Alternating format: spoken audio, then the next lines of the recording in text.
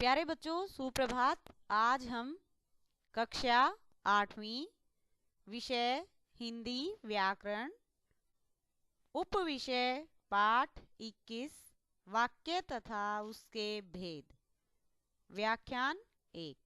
प्यारे बच्चों, आज हम अपनी कक्षा 8वीं विषय हिंदी व्याकरण उप विषय वाक्य तथा उसके भेद व्याख्यान 1 का अध्ययन करेंगे। बच्चों, वाक्य क्या होते हैं, वाक्य के भेद कितने होते हैं, वाक्य के प्रकार कितने होते हैं, प्रभेद कितने होते हैं, वाक्य का प्रयोग किस प्रकार किया जाता है, यह सब हम अपने व्याख्यान में पढ़ेंगे। अपने मन की बातों को, विचारों को या भावों को दूसरों तक पहुंचाने के लिए वाक्यों का प्रयोग किया जाता है। भाषा में प्रत्येक शब्द का प्रयोग किया जाता है, लेकिन वाक्य का प्रयोग कैसे किया जाता है वह सब हम अपने व्याख्यान में पढ़ेंगे। हम अपने मन की बातों, विचारों तथा भावों को दूसरों तक पहुंचाने के लिए वाक्यों का प्रयोग करते हैं। जैसे बच्चे क्रिकेट खेल रहे थे, लड़की नाच रही है, तेज धूप निकल रही है। लेकिन यदि हम सिर्फ इतना कहते कि बच्चे क्रिकेट, लड़की नाच तथा तेज धूप, तो यह अंश वाक्य नहीं कहे जा सकते, क्योंकि इन अंशों से कोई भी बात पूरी तरह से स्पष्ट नहीं होती। इसका प्रमुख कारण है कि इनमें क्रियापदबंध नहीं है। क्रिया के बिना वाक्य नहीं बनता। वाक्य में कम से कम एक क्रिया का होना आवश्यक होता है। देखो बेटा, यहाँ पर हम अपने मन की बातों को, विचारों को, भावों को दूसरों तक पहुंचाने के लिए वाक्यों का प्रयोग करते हैं। जैसे बच्चे क्रिकेट खेल रहे थे, लड़कियां नाच रही हैं, लड़की नाच रही है, तेज आंधी चल रही है, तेज धूप निकल रही है।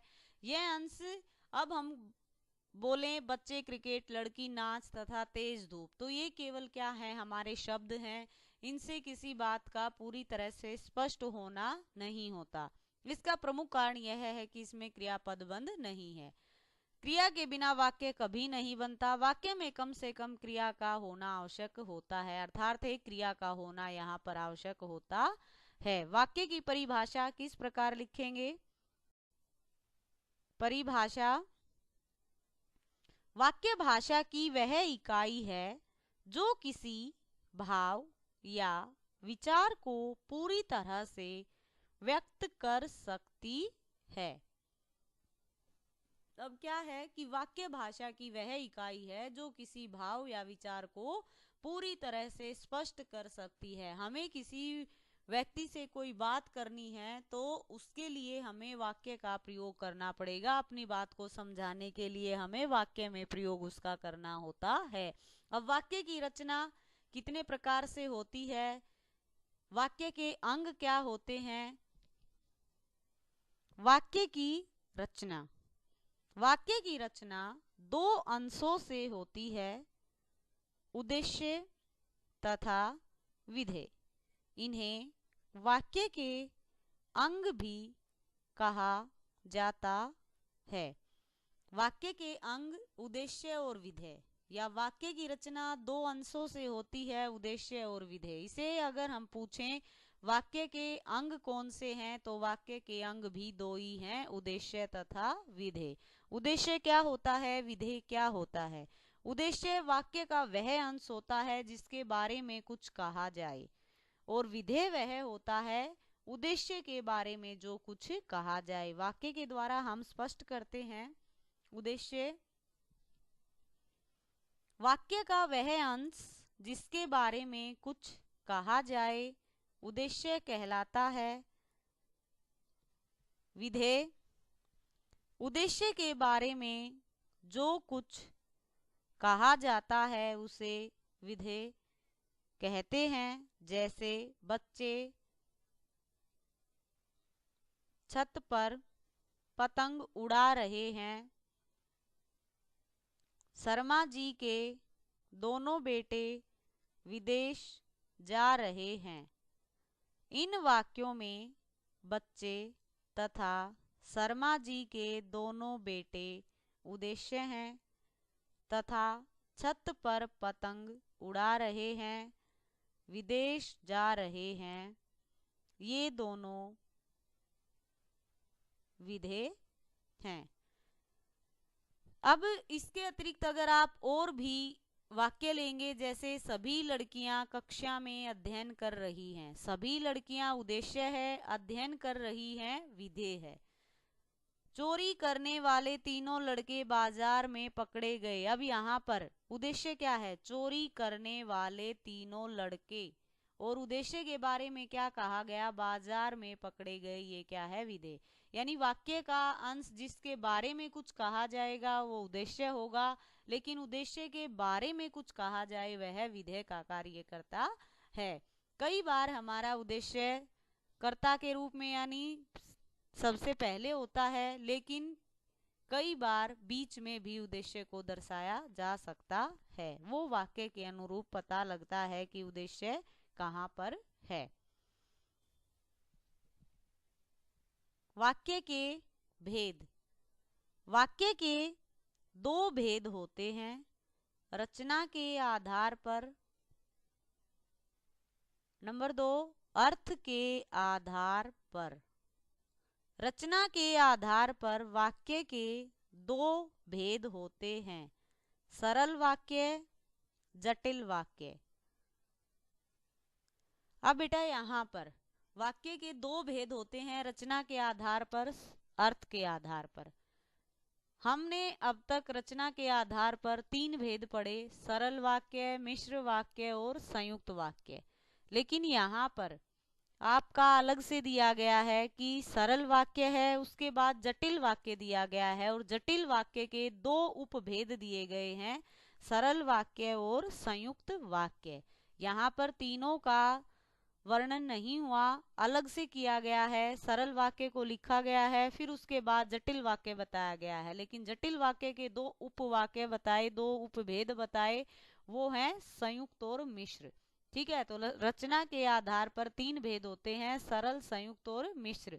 यहाँ पर पुस्तक में लिखा गया सरल वाक्य, जटिल वाक्य, फिर जटिल वाक्य के 2 उपभेद बताए, संयुक्त वाक्य और मिश्र वाक्य। अर्थ के आधार पर 8 भेद होते हैं, उनका अध्ययन भी हम आगे करेंगे। पहले सरल वाक्य, जटिल, संयुक्त और मिश्र का अध्ययन करते हैं। सरल वाक्य किसे कहते हैं, आइए जानते हैं। सरल वाक्य जिन वाक्यों में केवल एक क्रियापद बंद होता है उसे सरल वाक्य कहते हैं। जैसे वह हमेशा सच ही बोलते हैं। जटिल वाक्य जब एक से अधिक सरल वाक्यों को मिलाकर एक से अधिक क्रियापदबंध वाला बड़ा वाक्य बनाया जाता है तो उस वाक्य को जटिल वाक्य कहते हैं।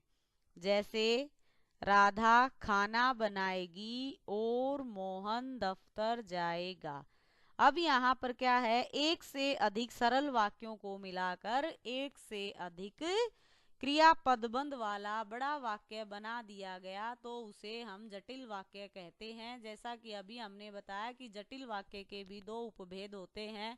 अब इसमें जैसे सरल वाक्य है माँ खाना बनाएगी, जटिल वाक्य होगा माँ खाना बनाएगी और पिताजी दफ्तर जाएंगे। अब यहाँ पर जैसे राधा खाना बनाएगी, मोहन दफ्तर जाएगा, उसके बाद लड़की स्कूल नहीं आई, वह लड़की स्कूल नहीं आई जो बीमार थी। अब ये दोनों क्या बन गए, हमारे जटिल वाक्य बन गए। अब जटिल वाक्य के कितने उपभेद बताए, 2 उपभेद बताए। कौन कौन से हैं वो, संयुक्त और मिश्र। जटिल वाक्य के 2 भेद होते हैं, संयुक्त वाक्य तथा मिश्र वाक्य। संयुक्त वाक्य जिस जटिल वाक्य के सभी उपवाक्य स्वतंत्र उपवाक्य होते हैं वह संयुक्त वाक्य कहलाता है। जैसे तुम यहीं रुकोगे या मेरे साथ चलोगे। कल तेज बारिश आई इसलिए मैं निकल नहीं सका। मिश्र वाक्य। जिन जटिल वाक्यों में प्रधान उपवाक्य होता है तथा अन्य उपवाक्य उस पर आश्रित होते हैं, ऐसे वाक्यों को मिश्र वाक्य कहते हैं। जैसे वह खिलौना टूट गया जो मामा जी लेकर आए थे। अब यहाँ पर मिश्र वाक्य जो होता है उसमें क्या होता है, एक प्रधान उपवाक्य, दूसरा आश्रित वाक्य। अब पहला जो वाक्य है वो दूसरे पर आश्रित होगा। संयुक्त वाक्य में आने वाले सभी उपवाक्य समान स्तर के होते हैं, न कोई छोटा होता है न कोई बड़ा होता है, न कोई किसी पर आश्रित होता है न कोई उसमें प्रधान होता है। संयुक्त वाक्य के सभी वाक्य प्राय समुच्चय बोधक अव्ययों से जुड़े होते हैं, जैसे और, किंतु, परंतु, या, इसलिए, अन्यथा, ये सभी इनके साथ रहते हैं। और मिश्र वाक्य में एक प्रधान उपवाक्य होता है तथा दूसरा आश्रित उपवाक्य होता है। ऐसे वाक्यों को मिश्र वाक्य कहते हैं। पहले के बिना दूसरे का औचित्य समाप्त या दूसरे के बिना पहले का औचित्य समाप्त। जैसे प्रधानाचार्य ने कहा है कि विद्यालय 4 दिन तक बंद रहेगा। वह खिलौना टूट गया जो मामा जी लेकर आए थे। वह ऐसे चल रही थी जैसे कोई बीमार चलता हो। यानी इन सब में क्या है, सरल से मिश्र, मिश्र से संयुक्त। रचना के आधार पर कितने भेद हैं? आपकी पुस्तक के अनुरूप 2 भेद हैं, अन्यथा 3 होते हैं। इसमें एक जटिल वाक्य को दिया गया है, जटिल वाक्य की परिभाषा हमने बताई, जटिल वाक्य के 2 उपभेद बताए, संयुक्त और मिश्र। अब आगे पढ़ते हैं।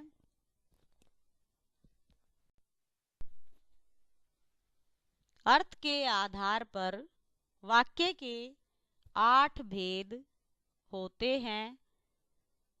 विधानवाचक, निषेधात्मक, आज्ञार्थक, प्रश्नवाचक, इच्छार्थक, संभावनार्थक वाक्य, विस्मयादि बोधक वाक्य।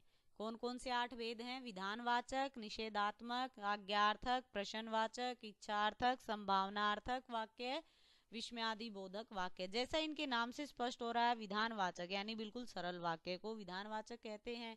निषेधात्मक, जिसमें कथन में निषेध किया गया हो, न का प्रयोग किया गया हो, मत का प्रयोग किया गया हो, वहां पर निषेधात्मक वाक्य होता है।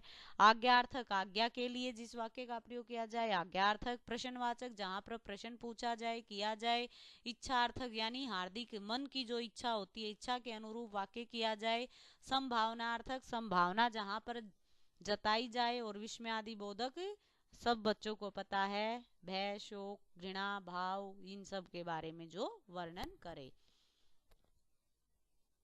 अब विधानवाचक वाक्य को पढ़ते हैं। विधानवाचक वाक्य जिन वाक्यों में सामान्य कथन व्यक्त किया जाता है उन्हें विधानवाचक वाक्य कहते हैं। जैसे लड़के पढ़ाई कर रहे हैं। जिन वाक्यों में सामान्य कथन व्यक्त किया जाता है इन्हें कथनात्मक वाक्य भी कहते हैं। कथनात्मक वाक्य भी इन्हें कहा जाता है। इनका दूसरा नाम कथनात्मक वाक्य है। लड़के पढ़ाई कर रहे हैं सरल वाक्य भी है, लेकिन अगर अर्थ के आधार पर पूछा जाएगा तो ये हमारा विधानवाचक है। वहां ऊपर मेंशन होगा, जैसे आपकी क्रिया हमने की थी उस समय रचना के आधार पर और कर्म के आधार पर क्रिया के भेद हमने पढ़े थे, इसी प्रकार ये भी रचना के आधार पर और अर्थ के आधार पर वाक्य के भेद हैं। अगर पूछा जाए लड़के पढ़ाई कर रहे हैं, अर्थ के आधार पर वाक्य का भेद लिखिए, तो आप लिखेंगे विधानवाचक। अगला है निषेधात्मक वाक्य। जिन वाक्यों में कथन का निषेध किया जाता है उन्हें निषेधात्मक वाक्य कहते हैं। जैसे मैं झूठ नहीं बोलता। अब यहाँ पर नहीं, न या कभी कभार मत का भी प्रयोग किया जाता है।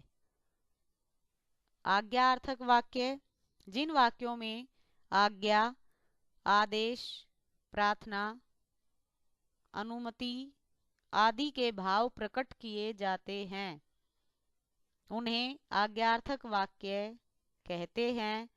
जैसे तुम मेरे साथ चलो।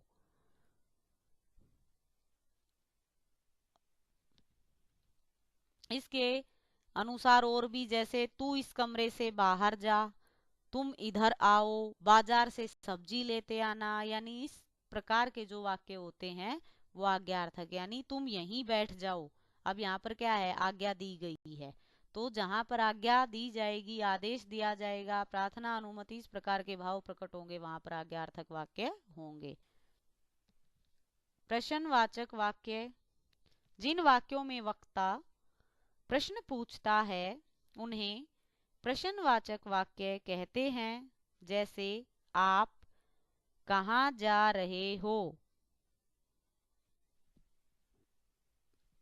इच्छार्थक वाक्य, जिन वाक्यों में वक्ता अपने लिए या किसी दूसरे के लिए इच्छा व्यक्त करता है उन्हें इच्छार्थक वाक्य कहते हैं। जैसे ईश्वर आपको स्वस्थ कर दे, ये क्या है, इच्छा व्यक्त होती है। संभावनार्थक वाक्य, जिन वाक्यों में वक्ता किसी कार्य के प्रति संभावना व्यक्त करता है उन्हें संभावनार्थक वाक्य कहते हैं। जैसे शायद कल बारिश आए, ये संभावना है, ये स्पष्ट नहीं है, हो भी सकता है, यानी मे बी में जैसे इन सेंटेंसों का प्रयोग किया जाता है उन्हें संभावनार्थक वाक्य कहते हैं। विस्मयादि बोधक वाक्य, जिन वाक्यों में वक्ता विस्मय, आश्चर्य, घृणा, प्रेम, हर्ष आदि के भाव व्यक्त करता है उन्हें विस्मयादि बोधक वाक्य कहते हैं। जैसे हाय मैं मर गया, हाय मेरा सर फट गया, हाय राम ये क्या हो गया, छी बहुत गंदगी है, यानी इस प्रकार के जो भाव व्यक्त होते हैं वहां पर विस्मयादि बोधक वाक्य होते हैं। बच्चों, हमने पढ़ा वाक्य किसे कहते हैं, वाक्य के कितने भेद होते हैं, रचना के आधार पर कितने भेद हैं, अर्थ के आधार पर कितने भेद हैं, हमने अब तक इतना पढ़ लिया। अब वाक्य परिवर्तन किस प्रकार किया जाता है, सरल से मिश्र हम कैसे बनाएंगे, मिश्र से सरल कैसे बनाएंगे, संयुक्त कैसे बनाएंगे, ये सब भी हम पढ़ते हैं। वाक्य परिवर्तन, वाक्य परिवर्तन, सरल वाक्य से मिश्र वाक्य बनाना। अब यहाँ पर जो लाल अक्षरों में वाक्य लिखे गए हैं वो मिश्र वाक्य मैंने बनाए हैं। सरल वाक्य को ब्लैक से लिखा गया, यानी काले अक्षरों से लिखा गया है, और मिश्र वाक्यों को लाल अक्षरों से लिखा गया है। जैसे नकल करने वाले बच्चे पास नहीं हो सकते, जो बच्चे नकल करते हैं वे पास नहीं हो सकते। अब यहाँ पर सरल वाक्य था हमारा, नकल करने वाले बच्चे पास नहीं हो सकते, एक ही क्रियापद बंध का प्रयोग किया गया है, लेकिन जो बच्चे नकल करते हैं वे पास नहीं हो सकते। पहला वाक्य दूसरे पर आश्रित है, प्रधान उपवाक्य तथा दूसरा आश्रित उपवाक्य है, इन्हें आश्रित उपवाक्य भी यानी आश्रित वाक्य भी कहते हैं। मिश्र वाक्य का दूसरा नाम आश्रित वाक्य भी होता है। जो बच्चे नकल करते हैं वे पास नहीं हो सकते, इस प्रकार से आप इन वाक्यों का परिवर्तन करोगे। अगला पूछा है फिर इसने, मिश्र वाक्य से सरल वाक्य बनाना। अध्यापक ने बच्चों से कहा कि सभी बच्चे कहानी सुनाएं। अध्यापक ने सभी बच्चों से कहानी सुनाने को कहा, यानी सरल वाक्य कैसे बनाया, अध्यापक ने सभी बच्चों से कहानी सुनाने को कहा। लेकिन मिश्र वाक्य क्या तो बना था इसका, अध्यापक ने बच्चों से कहा कि सभी बच्चे कहानी सुनाएं। फिर तीसरा परिवर्तन, सरल वाक्य से संयुक्त वाक्य बनाना। वे लोग सामान खरीदने के लिए बाजार गए, वे लोग बाजार गए और उन्होंने सामान खरीदा। अब संयुक्त वाक्य में बताया था कि समुच्चय बोधक अवयवों का प्रयोग होगा, और किंतु परंतु लेकिन अथवा इसलिए इन सब का प्रयोग संयुक्त वाक्य में किया जाएगा। अगला है संयुक्त वाक्य से सरल वाक्य बनाना। गिलास नीचे गिरा और टूट गया, गिलास नीचे गिरकर टूट गया। पहला यानी संयुक्त कैसे बना, गिलास नीचे गिरा और टूट गया। और सरल कैसे बनाया, गिलास नीचे गिरकर टूट गया। संयुक्त वाक्य से मिश्र वाक्य बनाना। घंटी बजी और कक्षा समाप्त हुई। जैसे ही घंटी बजी कक्षा समाप्त हुई। मिश्र वाक्य से संयुक्त वाक्य बनाना। जैसे ही हम घर से बाहर निकले बारिश होने लगी। हम घर से बाहर निकले और बारिश होने लगी। यहाँ पर बेटा हमने वाक्य परिवर्तन किया, संयुक्त से मिश्र बनाया, मिश्र से संयुक्त बनाया, सरल बनाया, यानी हमने तीनों प्रकार से यहाँ पर परिवर्तन किया। अब जो हमारे स्मरणीय बिंदु हैं एक बार उनको भी याद कर लेते हैं। स्मरणीय बिंदु, किसी भाव या विचार को पूरी तरह से व्यक्त करने के लिए हम वाक्यों का प्रयोग करते हैं। वाक्य की रचना में कम से कम एक क्रियापदबंध का होना आवश्यक है। रचना के आधार पर वाक्य के दो भेद होते हैं। जटिल वाक्य के दो भेद होते हैं, संयुक्त वाक्य तथा मिश्र वाक्य। संयुक्त वाक्य के सभी उपवाक्य स्वतंत्र उपवाक्य होते हैं। अर्थ के आधार पर वाक्य के 8 भेद होते हैं। अब यहाँ पर हमने सीखा अब तक वाक्य किसे कहते हैं, वाक्य के कितने भेद होते हैं, रचना के आधार पर वाक्य के कितने प्रकार होते हैं, अर्थ के आधार पर कितने प्रकार होते हैं। अर्थ के आधार पर वाक्य परिवर्तन किस प्रकार किया जाता है, यानी प्रश्नार्थक वाक्य बनाएंगे तो अंत में प्रश्नवाचक चिन्ह लगेगा। निषेधार्थक वाक्य बनाएंगे तो मत का प्रयोग कभी कभार यानी आज्ञार्थक वाक्यों में होता है, तुम यहाँ मत बैठो इस प्रकार से। और न का प्रयोग संकेतार्थक वाक्यों में होता है, यदि तुम न आते तो। इच्छार्थक वाक्य बनाते समय कोष्टक में यही लिख लें कि मेरी इच्छा है कि, मैं चाहता हूं कि, इस प्रकार से वाक्य आप परिवर्तन कर सकते हैं। अब हम अपने अभ्यास कार्य को करेंगे। हमारे अभ्यास कार्य का पहला प्रश्न है, अभ्यास कार्य, निम्नलिखित वाक्यों में उद्देश्य तथा विधेय अलग कीजिए। अब यहाँ पर उद्देश्य और विधेय दोनों आपको अलग करके लिखने हैं। हमने एक तरफ उद्देश्य लिखा है, एक तरफ विधेय लिखा है। उद्देश्य विधेय। पहला वाक्य, हम लोगों ने यह फिल्म नहीं देखी है। अब यहाँ पर दोनों को अलग कर दिया है। हम लोगों ने उद्देश्य हो गया, यह फिल्म नहीं देखी है विधेय हो गया। नेक्स्ट है, वे लोग अब यहाँ नहीं रुकेंगे। उद्देश्य, वे लोग यहाँ नहीं रुकेंगे विधेय। नीली साड़ी वाली महिला आज दिखाई नहीं दी। उद्देश्य, नीली साड़ी वाली महिला आज दिखाई नहीं दी विधेय। वर्मा जी के चारों दोस्त कल आने वाले हैं।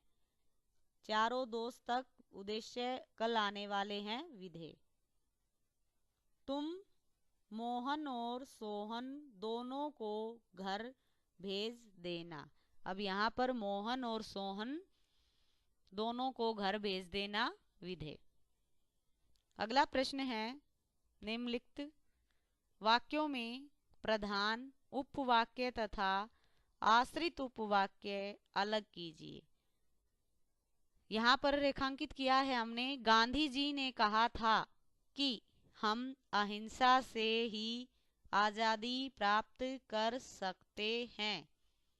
वह लड़का चला गया जो झूठ बोल रहा था। वह किताब जिसे आपने दिया था फट गई।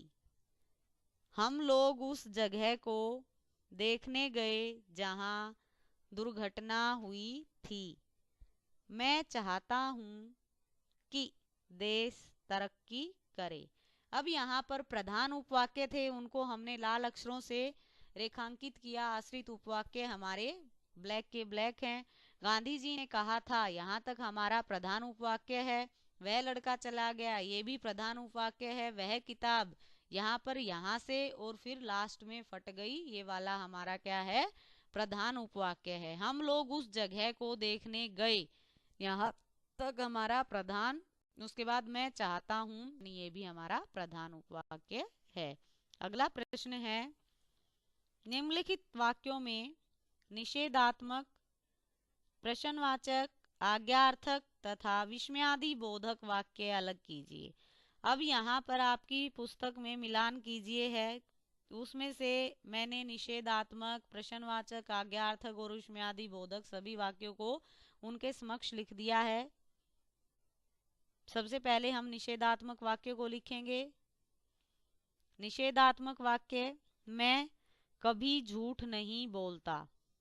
आप न जाएं तो अच्छा होगा। दोनों में न यानी नहीं कथन का निषेध किया गया है, इसलिए यहाँ पर निषेधात्मक वाक्य है। प्रश्नवाचक वाक्य, क्या तुमने खाना खा लिया? तुम्हारे भाई साहब कहाँ रहते हैं? दोनों में प्रश्नवाचक, प्रश्न पूछा गया है। आज्ञार्थक वाक्य, तू इधर बैठ जा, आज्ञा दी गई है, तुम शाम तक वापस आ जाना। विस्मयादि बोधक वाक्य, उफ, यहाँ तो बहुत गंदगी है, हाय मेरा सर गया।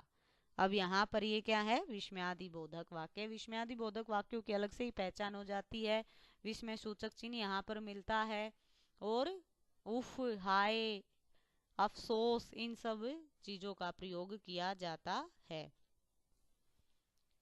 निम्नलिखित वाक्यों को मिश्र वाक्य में बदलिए। अब यहाँ पर वाक्य दिए गए हैं, उनको मिश्र वाक्य में बदलना है। वाक्य परिवर्तन जैसा कि हमने अभी व्याख्यान में पढ़ा था किस प्रकार किया जाएगा। वाक्यों को मिश्र वाक्यों में यानी प्रधान उपवाक्य और आश्रित उपवाक्य दोनों होने चाहिए, तभी वो बदला जाएगा। मदन ने शादी के लिए कार्ड छपवाए। मदन ने कार्ड छपवाए जो शादी के लिए थे। शराब पीने वालों को कोई पसंद नहीं करता, जो शराब पीता है उसे कोई पसंद नहीं करता। मैंने एक बहुत बीमार आदमी को देखा। मैंने ऐसे आदमी को देखा जो बीमार था। उसने नौकरी के लिए प्रार्थना पत्र भेजा। उसने जो प्रार्थना पत्र भेजा था वह नौकरी के लिए था। मैंने पत्नी से साथ चलने के लिए कहा। मैंने पत्नी से कहा कि वह भी साथ चले। अब यहाँ पर हमने निम्नलिखित इन वाक्यों को मिश्र वाक्यों में बदला, संयुक्त वाक्यों में बदलिए। अब यहाँ पर वाक्य फिर दिए गए, अब इनको संयुक्त वाक्यों में बदलना है। हम लोग तैरने के लिए नदी पर गए थे। हम लोगों को तैरना था इसलिए नदी पर गए थे। गड्ढा खोदकर मजदूर चले गए। गड्ढा खोदा और मजदूर चले गए। आज सुबह उठकर मैंने दूध पिया। आज सुबह मैं उठा और मैंने दूध पिया। हमारे घर से बाहर निकलते ही बारिश होने लगी। हम घर से बाहर निकले और बारिश होने लगी। पिताजी के न आने के कारण सब लोग बहुत दुखी हुए। पिताजी नहीं आए इसलिए सभी लोग दुखी हुए। अगला प्रश्न है, निम्नलिखित मिश्र वाक्यों को सरल वाक्यों में बदलिए। अब मिश्र वाक्य हैं, इनको सरल वाक्य में बदलना है। पिताजी ने माँ से कहा कि वे गंगा स्नान को चलें। पिताजी ने माँ से गंगा स्नान चलने को कहा। जो लोग झूठ बोलते हैं मुझे अच्छे नहीं लगते। झूठ बोलने वाले लोग मुझे अच्छे नहीं लगते। जब वर्षा होती है मोर नाचने लगते हैं। वर्षा होने पर मोर नाचने लगते हैं। जब मैं स्टेशन पहुंचा गाड़ी आ चुकी थी। मेरे स्टेशन पहुंचने पर गाड़ी आ चुकी थी।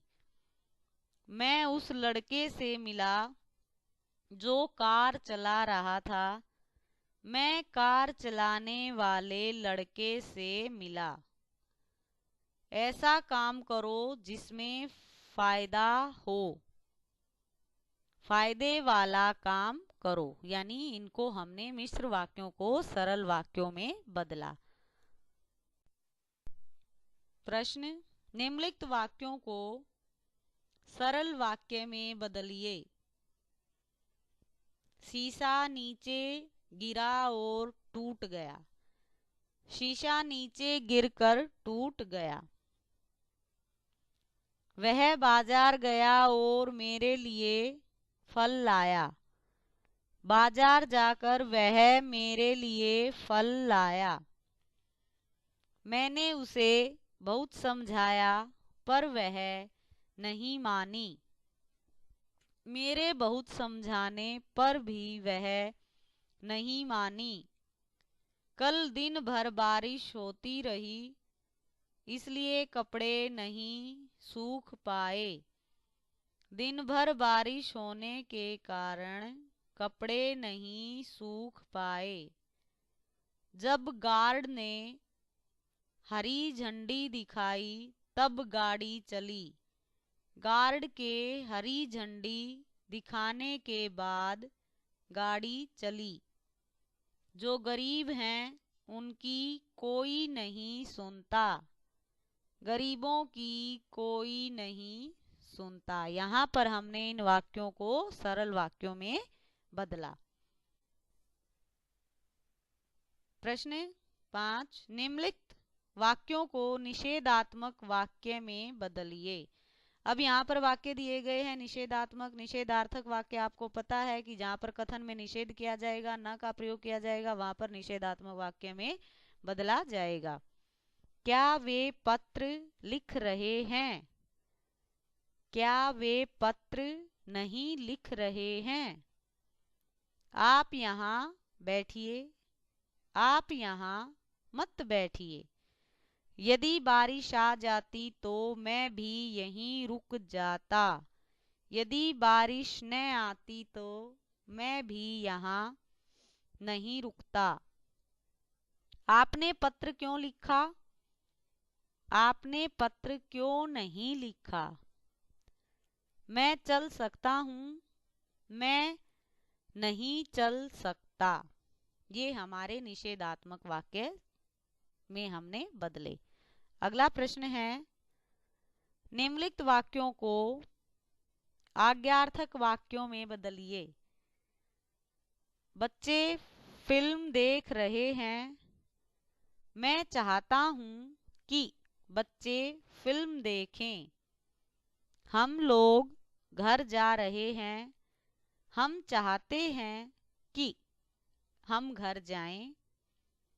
वह नृत्य कर रही है। वे नृत्य करें। प्रश्न 7, निम्नलिखित वाक्यों को विस्मयादि बोधक वाक्य में बदलिए। वह बहुत खुश है। वह बहुत खुश है। चारों ओर खुशबू ही खुशबू है। वह चारों ओर खुशबू है। विराट कोहली को मैच में नहीं खिलाया गया।